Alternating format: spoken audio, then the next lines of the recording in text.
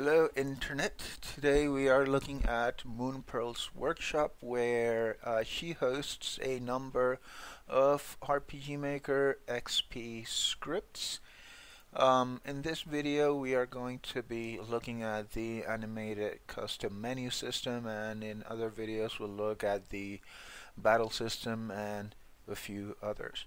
So if you want a cool menu for your RPG Maker game, you might want to consider Moonpearl's menus. You simply go to her webpage, moonpearl-gm.blogspot.fr, and you download your choice of the custom menus. She has currently four different schemes, four different visual schemes. We have the data vortex, which looks a little bit futuristic. We have the summer breeze, which looks, kind of cute in a flowery sort of way.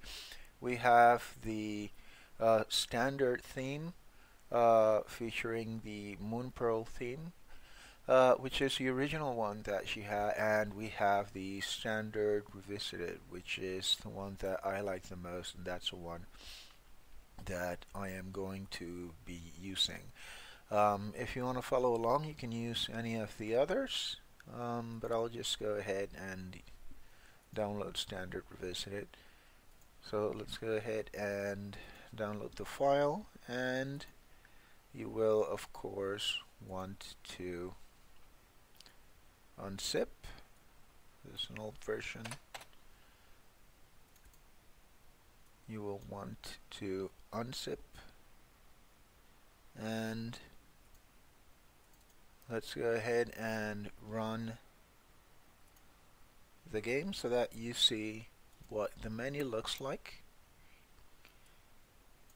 And you will immediately notice that it's very animated. It has scrolling text on the side and on top.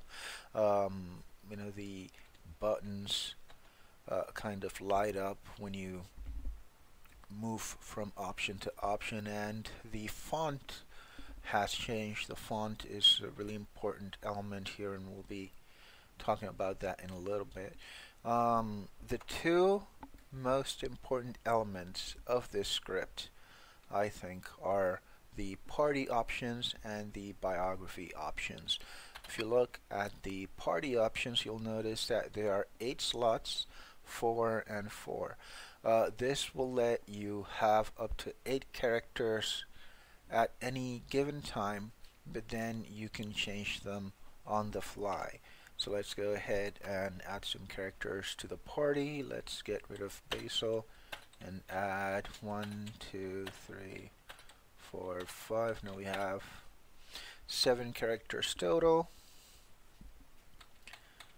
And so we go to party, and we can replace any of the characters from the left, which are the active characters, with the ones that we have on reserve. So let's go ahead and replace Dorothy with Estelle, and that's how the party system works.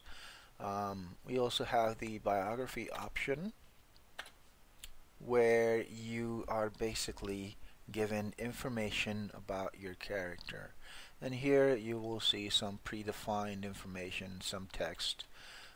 For the standard characters, this information you actually change in the scripts menu, and that's something that we will be looking at. If you notice here, you see kind of like the same information as still. It's 126, none.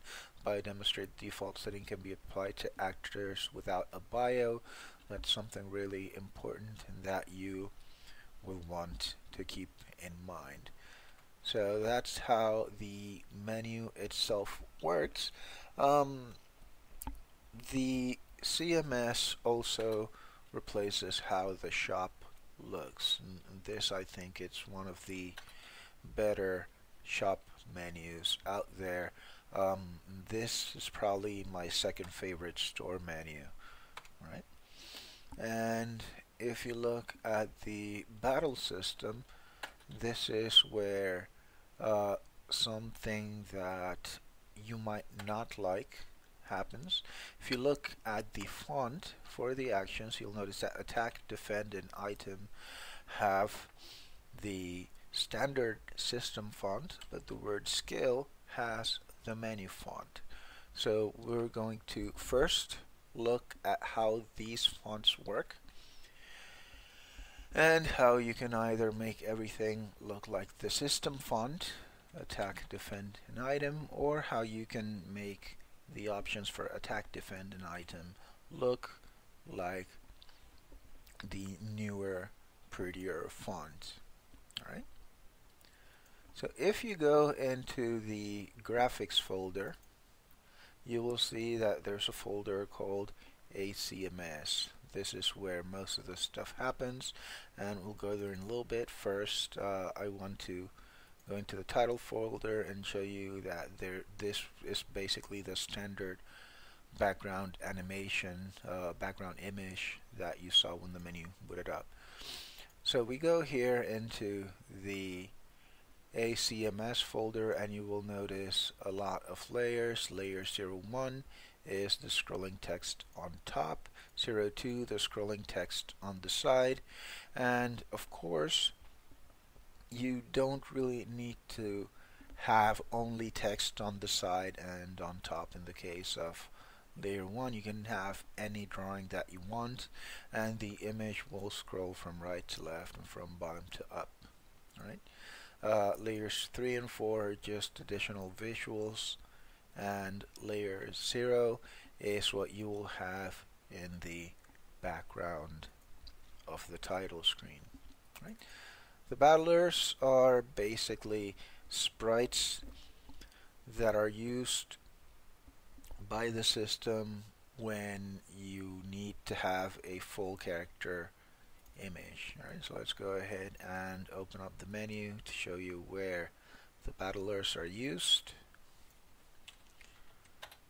Right, and they're pretty much used everywhere. Alright.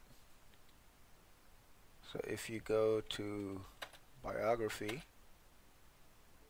that would be the battler image that is being called by the system. Let's go ahead and move this to the side. Big icons, these are basically icons used to replace the system icons, so they look nicer. Fonts are basically for HP, gold, etc. You can modify them using a paint program. These are the menu buttons, which again you can modify using a paint program. Portraits, these are portraits for characters, and when they're down, mostly used in the menus in battle especially. And the texts folder is the more important one of this set. If you remember, I previously talked about fonts and how the battle commands might have seemed a bit off to some of you. So let's go ahead and make all the game's font into a standard form. We do that by selecting all of the images stored in this folder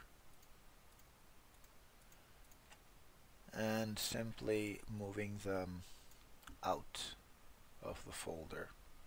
Alright, let's go ahead and move these images to the standard monitor. Alright, so once you've done that, the game will essentially look at a text, look in the folder, see if it has an image with the corresponding name. If there is an image, for example, new game, there should be a file around here for new game, probably all the way down here. Alright, it's in the other monitor, it's fine. New game, continue, shut down, etc. We go into the menu and we have item, skill, equip, and so on, all of these things.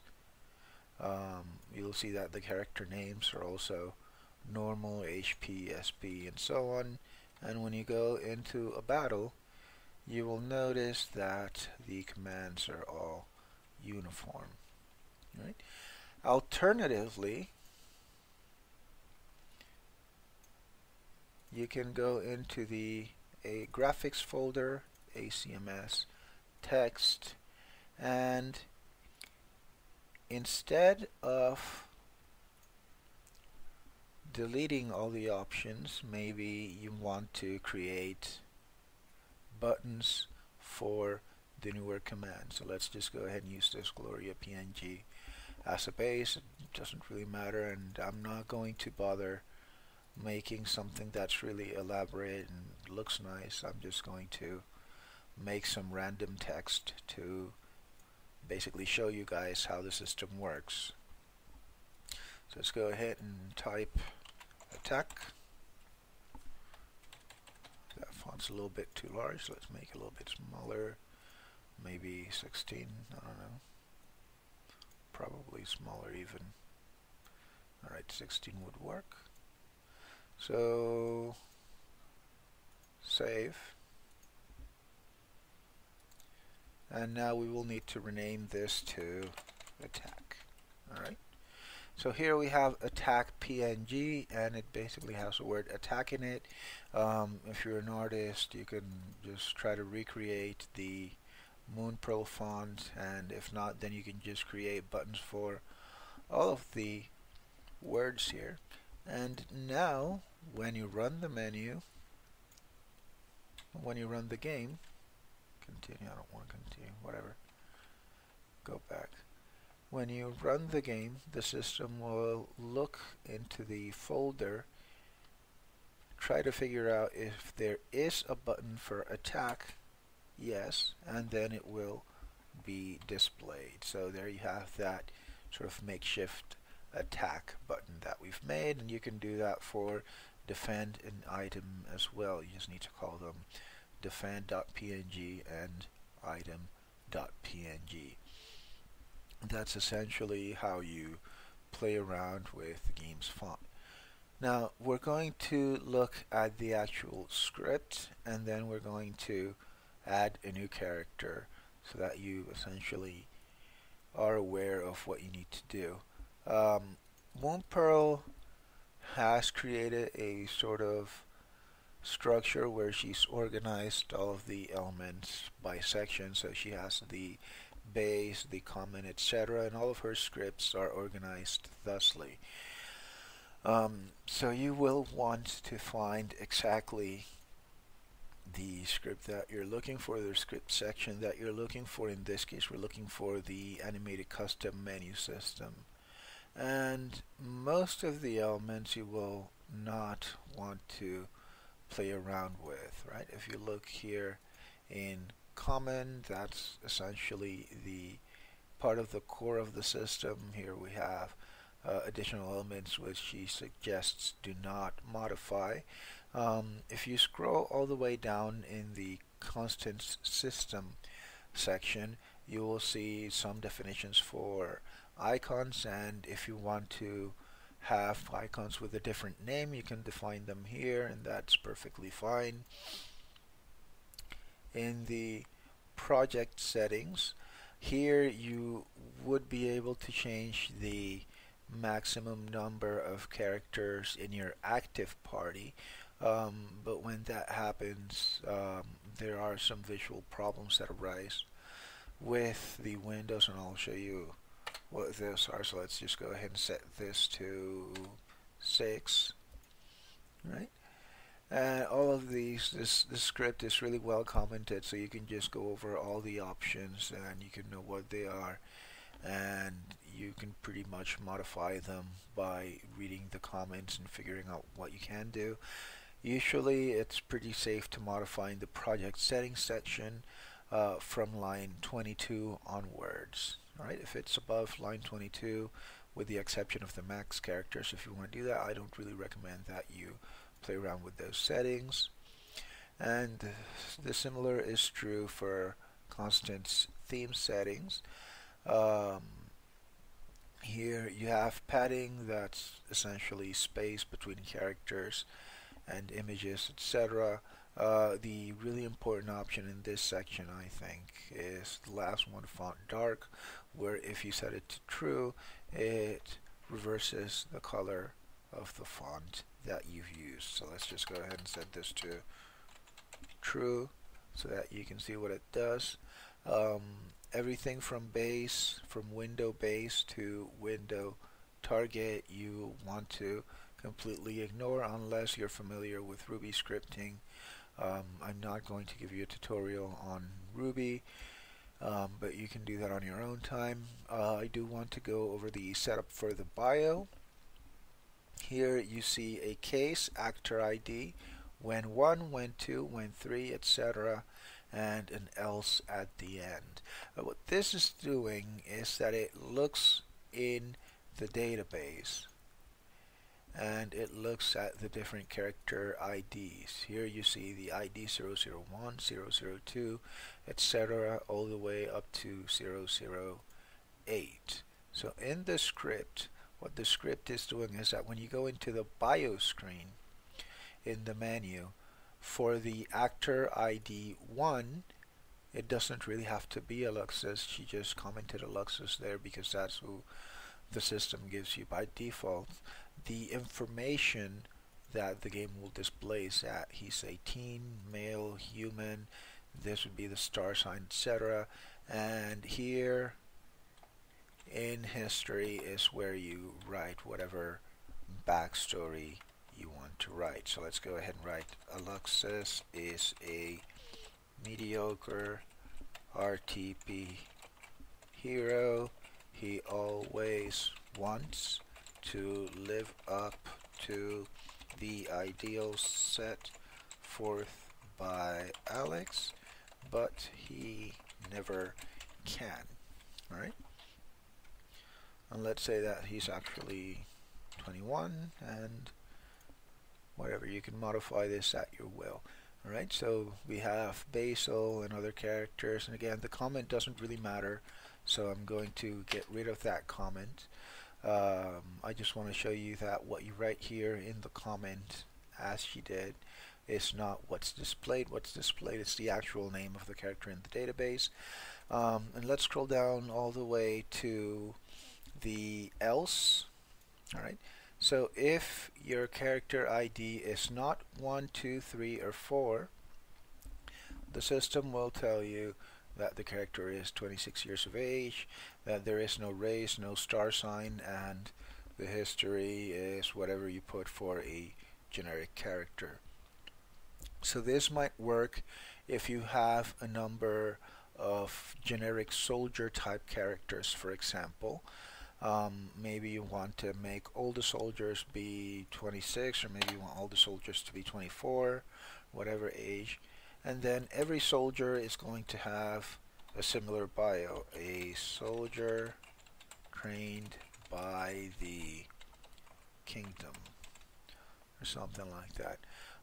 And whenever you have a soldier character, you just make sure that you put him on an ID that's not 1, 2, 3, or 4 in the database, and you'll be good to go.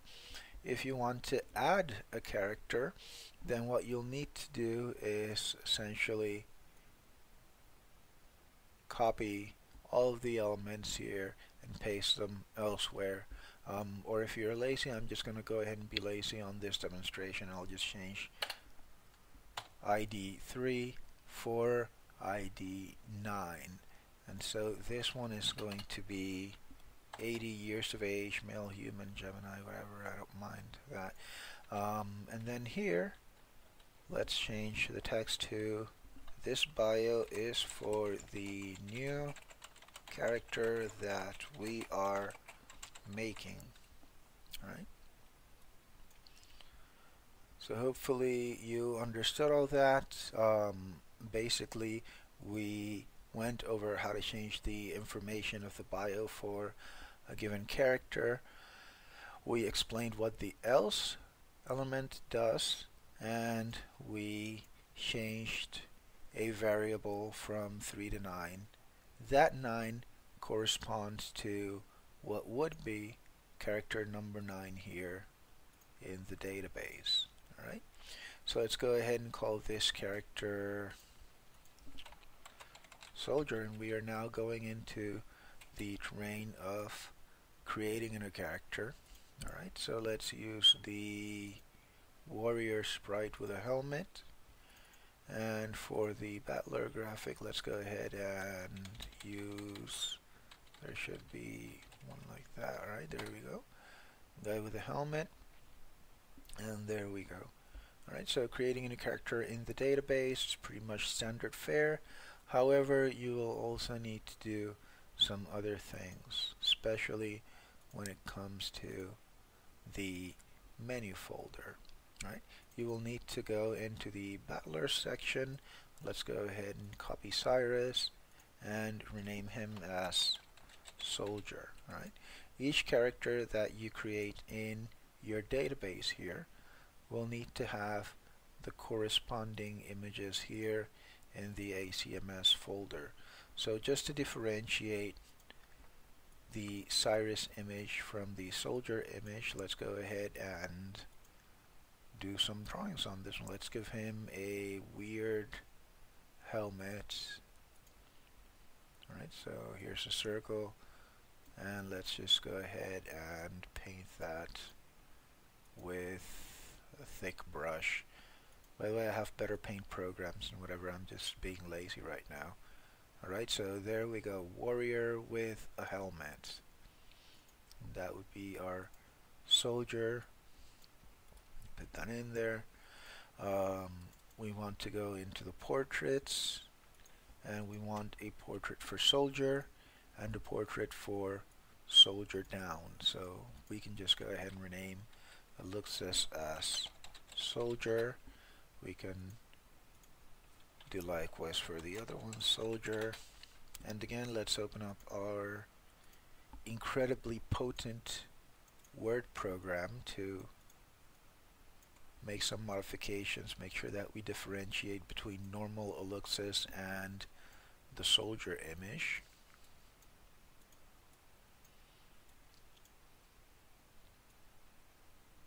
There we go.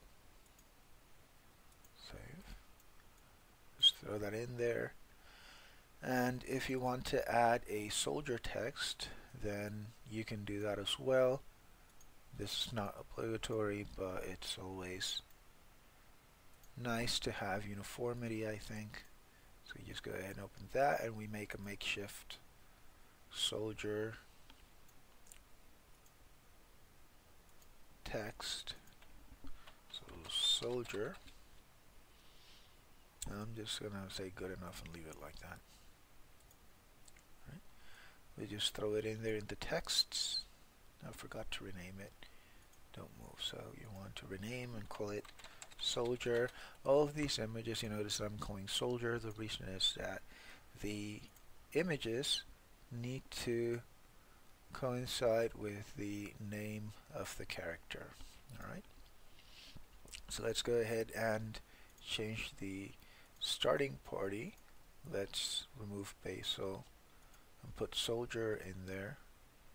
And if you want to have an effect like this, I suppose you could just copy and paste, and then you just edit everything so that instead of Cyrus you have soldier.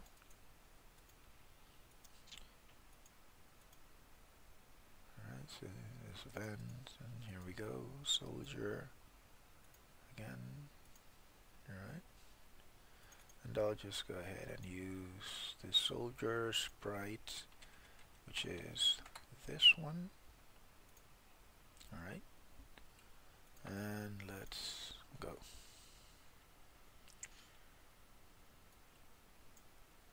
Alright, so now we have all the fonts there. We click on new game, we go into the menu, and here you see the soldier image. If you see that the Alex picture is all the way up there and that everything looks a little bit off, the reason is, if you recall, when we changed that number of maximum characters in the party to 6, remember that I told you that there might be some effects in the menu. That was the effect. It essentially makes all the windows scroll up. Alright, so I just wanted to show you what it did. Alright, so we go ahead and start. And now that we have only 4 characters in the active party, you will notice out here we have our soldier face. He's down, we have what should be our soldier name. We go into the bio section, and if you remember when we changed the icon to the option of text to false, that's what the font here did. It turned from white to black. So here we have soldier, it's 35, etc. The bio is for the new character that we are making. Alright. And if we look at the biography for Alexis, right, he's a mediocre RTP hero and so on. So you see that all the changes that we made in the script section have been reflected here in the menu itself. Alright, so let's just go ahead and add some more people. Alright, let's put the soldier back in the group. We'll look at the party, and we can still replace soldier with other people and so on. Alright, so that's pretty much it for Moonpearl's custom menu system. I hope you enjoyed this video. In the next one we will be looking at her battle system. I will see you then.